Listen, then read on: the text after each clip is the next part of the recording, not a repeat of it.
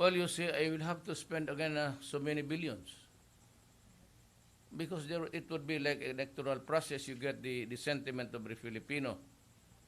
I don't think that I'm ready to spend billions again for just in the matter of a burial of a president.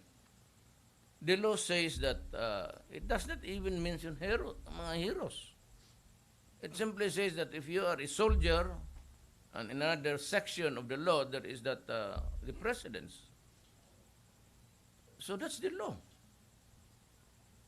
Alam mo kasi kung ginusto nila, and they were already in power at the time, itong mga yelo, dapat nagpasa sila ng batas na hindi pwedeng ilibing si Marcos when the guy was already in Guam in exile.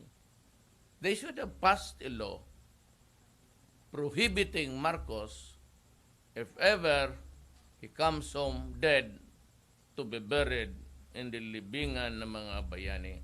That's a generic title because not everybody there is a hero. Yung iba nag-retire, for the years that he has rendered service to his country, yan, ililibing yan. But it does not mean that he is really a hero in the sense of the true sense of the word. Hindi naman lahat yan na Medal of Valor. There are a few Medal of Valor awardees there, if you talk of heroes. But since the law says a soldier or a president can be buried in the libingan ng mga bayani. Nobody is questioning about his hero. I am not dwelling on his exploits. Kasi sabi nila, wala daw sa records sa congressional, I don't know where that office is. But since when tayo dependent on the records of another country to choose our who will be buried here? Sabi, wala bang doon sa record na nanalo siya ng mga medals ito? And so, why? Just because of that, your name does not appear in the United States? You mean to say that I will follow the United States and what the law says here? Ang sa United States, wala daw siyang recorded doon ng mga medalya. Correct. I will admit that. I will assume it to be true. Diba papakit ako, why should I be dependent on the records of the United States? I am not a state of the United States. Guam and Hawaii are, but not me. Ang Pilipinas says, you need only to be a president and a soldier. Nobody is debating about heroes here. Assuming it to be true na wala siyang medalya or not validated by an American record, does not mean that he is not qualified to be buried there. So what's the objection? I would like to say that forget about the medals. Just focus on whether he's a Filipino, he fought for his country, and is once upon a time the president. That's the law. We cannot go out of the law. Hindi na ako makapagdebate, but we cannot go out of the law. That's the law of the land. Sir, one of the conditions why the former President Ramos allowed his body to be brought back to the Philippines was for his body to be buried in Batak. So what can you say about it, sir? What condition is that? You cannot amend a law by just a condition given by one person. The statement of a one person cannot be the law. The law is there existing.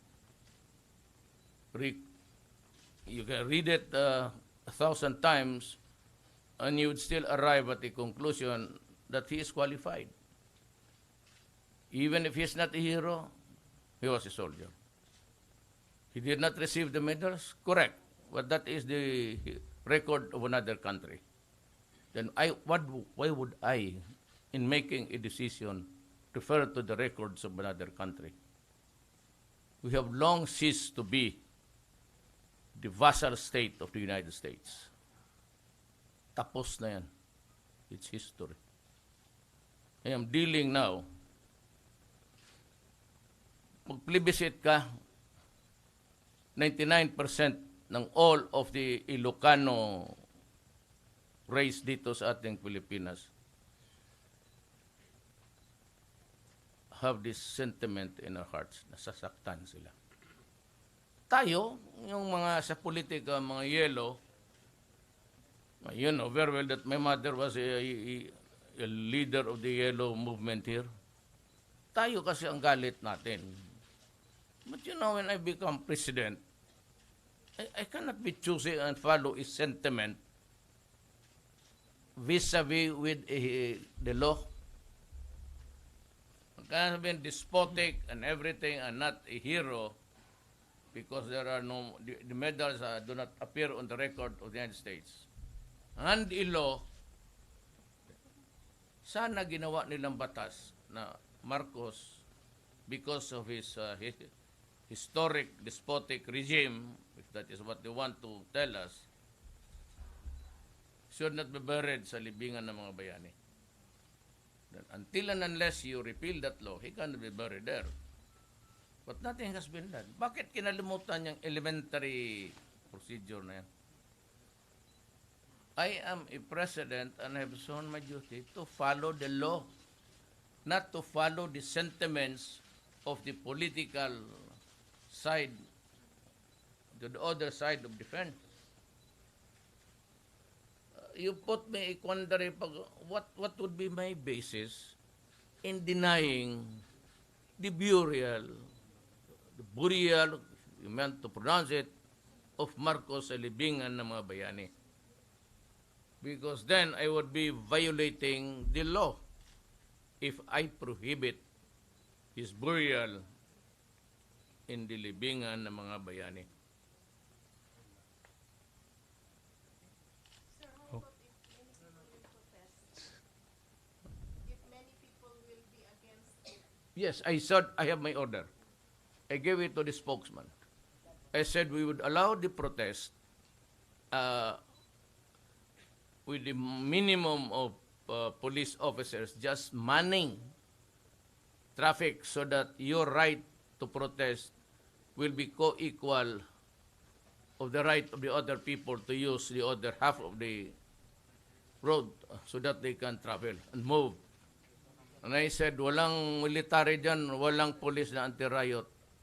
And para sa akin, wala na, there's no need to permit. I'll give them a month to, I'll give them half of the streets to protest for 1 month. 2 months if they like. And if they want it, 3 months, bigay ko. Diyan sila. Walang police, walang, of course, it will paralyze traffic somewhere. It can cause congestion. Then, I'll put the issue to the people of Davao. No, sige, yan ang gusto nila. So I'll give them half of the streets. If they want to protest there for 1 month, 2 months, 3 months, go. I'm allowing it. As president of this country, I am allowing it.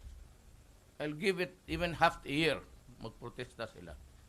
Walang military, walang police magsita sa kanila.